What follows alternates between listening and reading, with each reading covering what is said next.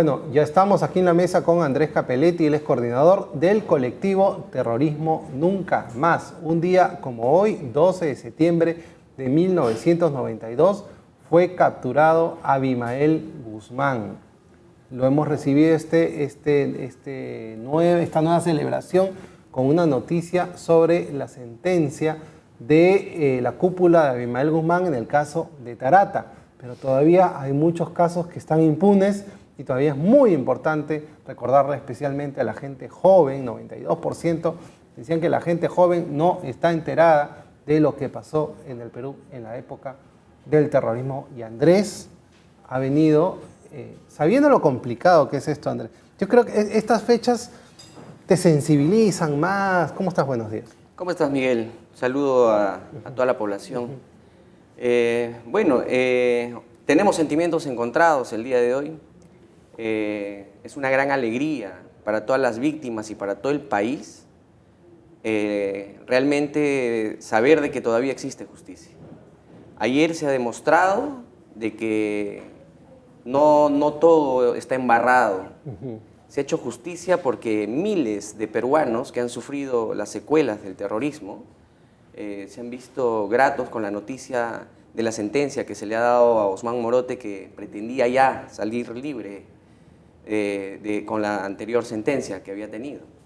Gracias a Dios no ha sido así, pero hay que recordarle a la población de que no solamente es el caso Tarata, está pendiente el caso Soras.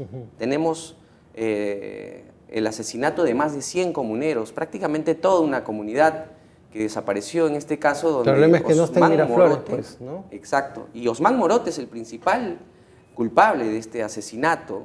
Obviamente Abimael Guzmán cabecilla de toda esta banda terrorista, ¿no? Entonces, recordamos también con pena el sufrimiento de miles de peruanos que de alguna u otra forma tuvieron cierta paz cuando nos enteramos de la captura de Abimael Guzmán, ¿no? Tú eres ayacuchano.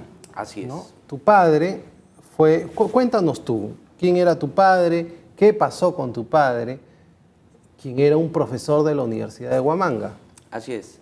Mi padre, Marcial Capelletti Cisneros, era un líder dirigente aprista en la ciudad de Ayacucho, donde en los años 80 asumió cargos de responsabilidad política como presidente de la Corporación de Desarrollo de la región. Era catedrático de la Universidad San Cristóbal de Huamanga, donde un 29 de mayo, de manera muy cobarde, 3 sujetos se acercaron al aula donde él estaba dictando clases y estaba en ese momento rindiendo un examen a sus alumnos, donde se vieron burlados por estos personajes, donde lograron entrar hasta el aula y arremeter contra mi padre de 3 balazos que cegaron su vida. Mi padre dejó en ese momento 5 hijos, yo el tercero de los 5, y eso ocurrió el 29 de mayo de 1989. Quienes conocieron a mi padre, y como mi padre muchísimas autoridades, dieron su vida por luchar por la democracia de este país. Democracia que en ciertos momentos se ve burlado por quienes quieren tratar de cegar lo que pasó anteriormente y quienes tapan a través de fachadas políticas como Movadef y otras organizaciones, quieren hacer saber a la población de que lo que pasó en aquella época fue una guerra. Pues déjenme decirles a los jóvenes de este país que eso no fue una guerra, señores, eso fue terrorismo. Que nosotros no estamos dispuestos, quienes somos víctimas, a permitir de que eso suceda, y para ello tenemos creado colectivos, tenemos creado asociaciones, donde a través de ellas estamos tratando de difundir, de divulgar lo que realmente pasó en aquella época, no solamente en Ayacucho, sino en todo el país, ¿no?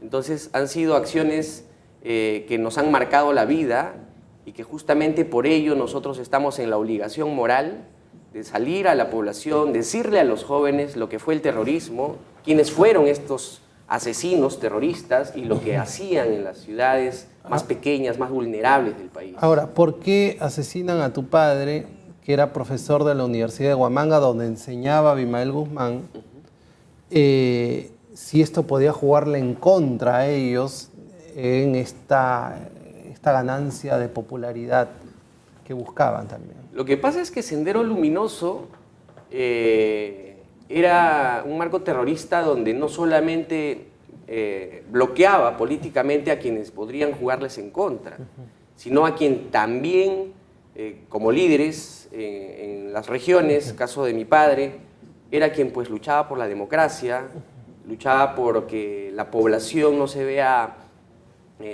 vaya de su ciudad por culpa justamente de estos asesinos, y trataba de hacer un trabajo regional.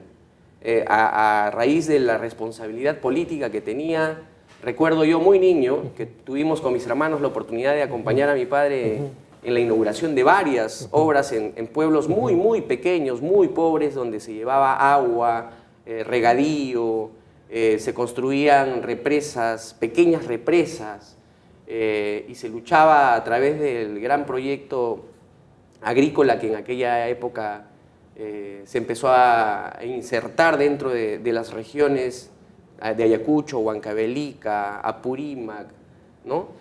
Entonces, mi padre era una de las personas que daba su vida por su región, por su población, y yo creo que eso a Sendero Luminoso no le gustaba, ¿no?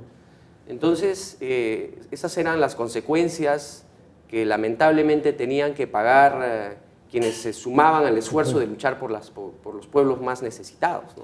¿Qué esperarías del Estado? ¿El Estado te dio una indemnización a tu familia, alguna reparación civil?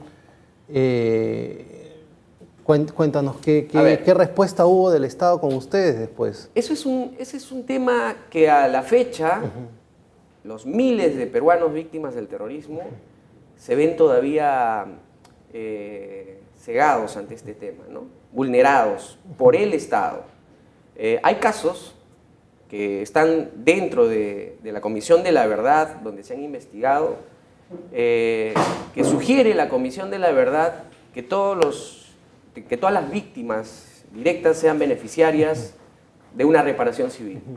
En cierto momento, en los últimos 15 o 20 años, se han beneficiado algunas poblaciones con reparaciones colectivas, y de manera individual se ha reparado a las víctimas de las zonas más pobres del país con una indemnización de 5.000 soles por víctima.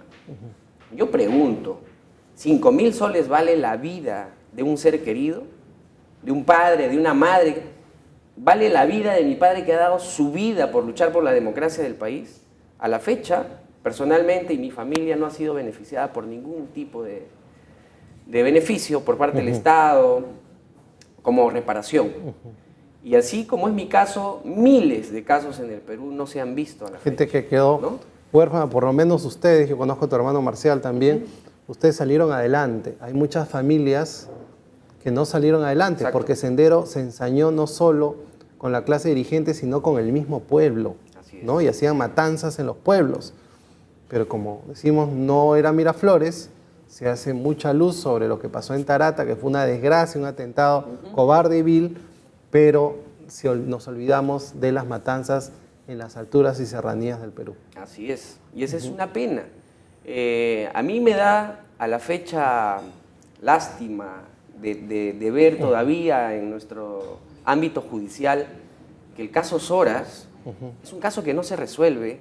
Han pasado ya más de 30 años de este caso y no puede ser posible de que todavía hayan víctimas desaparecidas, hayan víctimas que todavía no han sido reparadas, hayan por lo menos la tranquilidad de ver sentenciados a sus asesinos por ese caso, ¿no? Y hay otros temas que, por ejemplo, a mí me extraña muchísimo los casos relacionados a sentenciados por terrorismo que salen libres y salen indemnizados con $200,000, $300,000. Sí, sí, sí. ¿No? Entonces, es una cosa que no se puede entender. ¿Cómo es posible que las víctimas más necesitadas puedan percibir 5.000 soles y quienes salen por terrorismo sean beneficiarios? Los familiares de los... Y los familiares de los terroristas. De los terroristas, ¿no? En el caso de la toma de la Embajada de Japón, recibieron por ejemplo, una indemnización. Indemnizaciones, terrenos, ¿no? Toledo, Alejandro Toledo, soltó a 200 terroristas. Y dentro de los 200 terroristas se han visto beneficiados hace poco con un terreno de 200 metros cuadrados para cada uno en la ciudad de Lima. Entonces yo le pregunto a la población, si nosotros como población a las víctimas no sugerimos, no luchamos para que esto pueda ser un tema equitativo, estamos totalmente mal. El Estado no está funcionando, no está haciendo su tarea, los gobernantes no están cumpliendo con su deber de beneficiar. Hay complacencia. Por supuesto. Hay complacencia. O sea, tenemos museos, tenemos parques. Las mismas autoridades. Hace poco en el Congreso el señor Galarreta hizo una supuesta gestión donde quería abrir un parque de la memoria. Nosotros las víctimas estamos hartos de ojos que lloran, de LUM, de parques. No queremos eso. Nosotros queremos que los casos de las familias se reabran. Hay unos filósofos que defienden esas posiciones. Por supuesto, desde su punto de vista, ¿no? Y desde su comodidad, ni siquiera ideológica, desde su comunidad de decir, oye, todos tenemos derecho a la libertad y la inclusión. Bueno, Andrés, yo te agradezco mucho por haber venido. No quería pasar por alto que la captura de Abimael ha sido una victoria, pero la mayor victoria creo que va a ser en el momento en el que ustedes, el Estado, se responsabilice porque no tuvo la acción de defender a sus ciudadanos. Así es. ¿No? Te agradezco, Miguel, pero yo quiero hacerle llegar un mensaje a la población y a los jóvenes que nos pueden ver, decirles de que nosotros no podemos dar un centímetro más de espacio a estas organizaciones fachadas, a estas organizaciones políticas que quieren tratar de derrumbar la democracia del país.